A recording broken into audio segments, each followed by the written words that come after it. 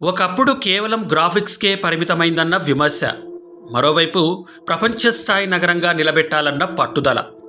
5 ఏళ్ల నిశ్శబ్దం తర్వాత ఆంధ్రప్రదేశ్ గుండె చప్పుడు అమరావతి మళ్లీ నిర్మాణ శబ్దాలతో ప్రతిధ్వనిస్తోంది.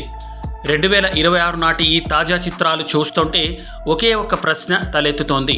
ఒకప్పుడు మనం కలలుగన్న సింగపూర్ ఆఫ్ ఇండియా కల ఇప్పుడు నిజంగానే సాకారం కాబోతోందా, లేక ఇదంతా కేవలం కాలంతో సాగుతోన్న మరో హైప్ మాత్రమేనా? అమరావతి కేవలం ఒక పరిపాలనా నగరం కాదు. 217 చదరపు కిలోమీటర్ల పరిధిలో 9 విభిన్న థిమాటిక్ జోన్లతో డిజైన్ చేసిన ఒక మెగా పెట్రోపాలిస్. ప్రణాళికల ప్రకారం చూస్తే ప్రస్తుతం 5 ప్రధాన జోన్ల పనులు ఊపందుకున్నాయి. మొదటిది జస్టిస్ సిటీ. హైకోర్టు శాశ్వత భవన సముదాయం, న్యాయమూర్తుల నివాసాల కట్టడాల పనులు సరికొత్త ఇంజనీరింగ్ ప్రమాణాలతో ముందుకు సాగుతున్నాయి. రెండవది ఎడ్యుకేషన్ సిటీ. ఇప్పటికే విట్, ఎస్ఆర్ఎం వంటి ప్రతిష్టాత్మక యూనివర్సిటీలు వేలాది మంది విద్యార్థులతో నడుస్తుండగా సరికొత్తగా bits Pilani advanced technology campus ఏర్పాటుకు అడుగులు పడటం ఈ జోన్కు మరింత ఊపునిచ్చింది. మూడవది హెల్త్ సిటీ. అత్యాధునిక సూపర్ స్పెషాలిటీ ఆసుపత్రుల నిర్మాణ పనులు శరవేగంగా జరుగుతున్నాయి. కేవలం మాటలు మాత్రమే కాదు, క్షేత్రస్థాయిలో మైలురాలు కనిపిస్తున్నాయి. అటు సచివాలయ ఉద్యోగుల క్వార్టర్స్ తుది దశకు చేరగా ఈ మధ్య కేంద్ర ప్రభుత్వం 2534 కోట్లతో central government general pool office మరియు క్వార్టర్స్ కాంప్లెక్స్ను అమరావతిలో నిర్మించడానికి ఆమోదముద్ర వేసింది. దాదాపు 8,000 మంది కేంద్ర ప్రభుత్వ సిబ్బంది ఒకే చోట పనిచేసేలా ఈ పనులు ప్రారంభం కావడం అమరావతి పరిపాలనా రాజధానిగా స్థిరపడిందనడానికి ఒక బలమైన నిదర్శనం. మిగతా భారతీయ నగరాలతో పోలిస్తే అమరావతికి ఉన్న అతిపెద్ద అడ్వాంటేజ్ ఏంటో తెలుసా? ఇదొక గ్రీన్ ఫీల్డ్ సిటీ. అంటే పాత నగరాల ట్రాఫిక్, మురుగునీటి సమస్యలను సరిదిద్దడం కాకుండా మొదటి నుంచే పక్కా ప్లానింగ్తో నిర్మిస్తోన్న నగరం. ఇక్కడే అమరావతి తన బ్లూ గ్రీన్ కాన్సెప్ట్ను పరిచయం చేస్తోంది. నగరంలో ఎక్కడా వరదలు రాకుండా సహజ నీటి వనరులు, బ్యాలెన్సింగ్ కెనాల్స్, వందలాది ఎకరాల పబ్లిక్ పార్కులను ఒకదానితో ఒకటి అనుసంధానం చేస్తూ డిజైన్ చేశారు. Smart waste management, 100% solar and clean energy grids దీని ప్రత్యేకత. ఇక్కడ మరో అద్భుతమైన ఇంజనీరింగ్ ఫీచర్ ఉంది.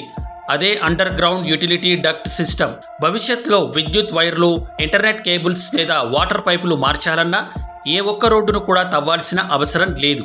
ఇంజనీర్లు నేరుగా భూగర్భ టన్నెల్స్లోకి వెళ్లి రిపేర్లు చేయవచ్చు. దీనివల్ల 100 కోట్లు మిగలడమే కాకుండా రోడ్లు దశాబ్దాల పాటు పాడవకుండా ఉంటాయి. పైగా నూతన క్వాంటమ్ వ్యాలీ ఇనిషియేటివ్ ద్వారా దేశంలోని అతిపెద్ద క్వాంటమ్ కంప్యూటింగ్ ఎకోసిస్టమ్ ఇక్కడ డెవలప్ చేయడానికి గ్లోబల్ టెక్ భాగస్వామ్యాలు కుదురుతున్నాయి. కానీ ప్రతి నాణేనికి 2 వైపులా ఉంటుంది. అమరావతి ప్రయాణం పూలపాన్పేమీ కాదు. ఎన్నో సవాళ్లు ఇంకా మన కళ్ల ముందే ఉన్నాయి. మొదటిది ఇంజనీరింగ్ సవాల్. అమరావతి భూములు ఎక్కువగా నల్లరేగడి నేలలు కావడం వల్ల ఇక్కడ ప్రతి హైరైజ్ బిల్డింగ్కు 30 నుండి 40 మీటర్ల లోతు వరకు డీప్ ఫైలింగ్ చేయాల్సి వస్తోంది. దీనివల్ల నిర్మాణ వ్యయం సాధారణం కంటే 10 నుండి 15% పెరుగుతోంది. రాష్ట్ర ప్రభుత్వం తొలి త్రైమాసికానికి 2,100 కోట్లు విడుదల చేస్తూ మొత్తం 6,000 కోట్లను ఈ ఏడాది బడ్జెట్లో కేటాయించినప్పటికీ మొత్తం మెగా సిటీ పూర్తి కావడానికి లక్షల కోట్లు అవసరం. కేంద్ర సహాయం, అంతర్జాతీయ బ్యాంకుల లోన్లు అందుతోన్నా అనుకున్న సమయానికి కమర్షియల్ హబ్స్ అండ్ ఐటీ కంపెనీలు ఇక్కడికి తరలి వస్తాయా లేదా అనే దానిపైనే అమరావతి ఆర్థిక భవిష్యత్తు ఆధారపడి ఉంటుంది.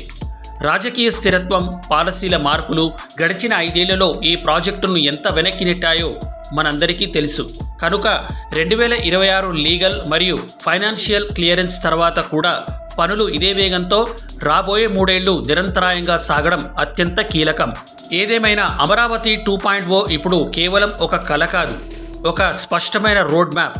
సవాళ్లు ఉన్నప్పటికీ ఆంధ్రప్రదేశ్ ఆర్థిక మరియు పారిశ్రామిక భవిష్యత్తుకు ఈ నగరం ఒక ఇంజన్ లాంటిది అనడంలో ఎలాంటి సందేహం లేదు.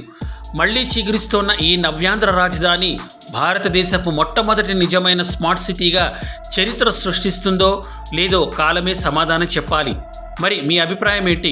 అమరావతిలో రాబోతోన్న ప్రాజెక్టులలో ఇక్కడ మెట్రో రైలా, ఇంటర్నేషనల్ ఎయిర్పోర్టా, లేక క్వాంటమ్ వ్యాలీ టెక్ హబ్ లాంటి ఐటీ ప్రాజెక్టా?